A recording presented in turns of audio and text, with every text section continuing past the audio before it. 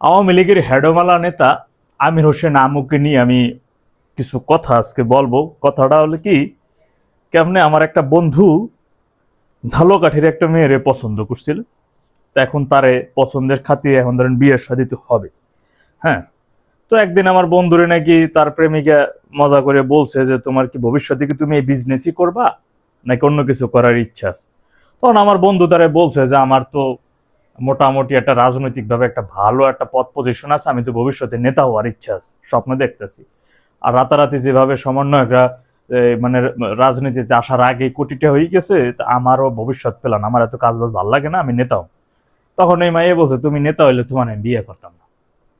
তোমার আমি বিয়ে করবো না, নেতা হইলে কেন? কারণ আমি দেখছি যারা একটু বড় মাফের নেতা হইয়া যায়, হ্যাঁ, এবং এটা আমার মনে হয় মানে বড় মাফের যারা একটু নেতা হয় তারা ওই বুড়া খুন হয়ে যায়, কিন্তু এরপরও এরা ইয়াং মেয়েদের দিয়ে হাত পা টিপায়, এবং একজন দুইজন না, অনেক মেয়েদের আইনে তার হাত পা টিপায়। মানে কি এটা তুমি পেয়েছো নেতা হইলে কি এগুলো করে? হ্যাঁ আমি দেখছি। কে মানে কে করছে তোমার, তুমি দেখছো কারে? আছে ওই যে আওয়ামী লীগের একজন বড় নেতা আছে আমাদের এলাকায়, আমির হোসেন আমু।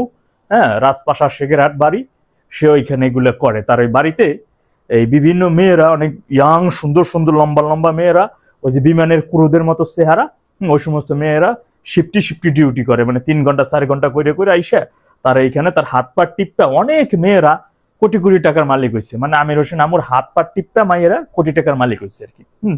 তাই এই জিনিস আমার ভালো লাগে না, আমি নেতা ফেতে হইলে আমি তোমার বিয়ে করবো। এখন চিন্তা করেন আমি কথাটা কেন বলতেছি, যে এর আগেও আমি এই আমির হোসেন আমু মিয়াকে নিয়ে যে উনি যে ওনার মেয়েদের প্রতি যে একটা মানে মেয়েদের বলতে ওই বয়স্ক না, একটু কম বয়সী মেয়েদের প্রতি যে ওনার আবার একটা লুচ্চামি একটা ভাব আছে, ওনার যে একটা লুচ্চামি একটা বিষয় আছে, এটা অনেক আগে থেকেই আমি এর আগে একবার শুনছিলাম। তা বিষয়টা আসলে এখন বলার এই কারণ যে যে কোনো দলের রাজনৈতিক নেতাই হন না কেন, যে কোনো দলই হোক না কেন, সেই দলে যদি একজন হাই প্রোফাইল লেভেলের একজন সিনিয়র মাপের নেতা যদি এই ধরনের নারী কেলেঙ্কারি বা নারী পাপ, এটা যে এত বড় একটা জঘন্য, এত বড় মাপের একটা পাপ, এই পাপের মধ্যে যে একবার ঢুকে যায় সে সহজে বের হইতে পারে না। আর বের হইতে পারে না, ধীরে ধীরে ধ্বংস অনিবার্য। যে কোনো দলটাকে ধ্বংস করার জন্য এই ধরনের নারী কেলেঙ্কারিওয়ালা নেতারাই যথেষ্ট। আওয়ামী লীগের অনেক সিনিয়র নেতাদের বিরুদ্ধেই নারী কেলেঙ্কারির বিভিন্ন নায়িকাদের দিয়ে হাত পা টেপানো, এ ধরনের বিভিন্ন খবরই আমাদের কাছে আসছে এবং আমরা সেটা জানি। যেমন ওই যে মুরাদ, তথ্য কি প্রতিমন্ত্রী, হ্যাঁ, ডক্টর মুরাদ, মনে আছে কি একটা ভিডিও রেকর্ড? যাক, সেদিকে আমি বললাম না। এখন আমির হোসেন আমুর কথা আমিও চিন্তা করি, লোকটা বুড়ো হয়ে গেছিল, হাঁটতে পারে না, এক জায়গা থেকে অন্য জায়গায় লাঠিতে ভর করে কিভাবে মানুষ নিয়ে।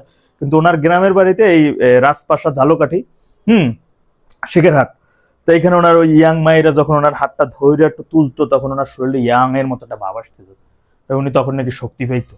হ্যাঁ, তো যে কারণে ওই থিয়ে হইলে হবে না, ওই হইতো না আর কি। বিমানের ক্রুদের মতন মেয়েরা ওই রকমের কোটি মোটি ড্রেস মেরেস অন্যরকম একটা ব্যাপার স্যাপার ছিল, জিন্সের প্যান্ট ট্যান্ট পরা মেয়েরা।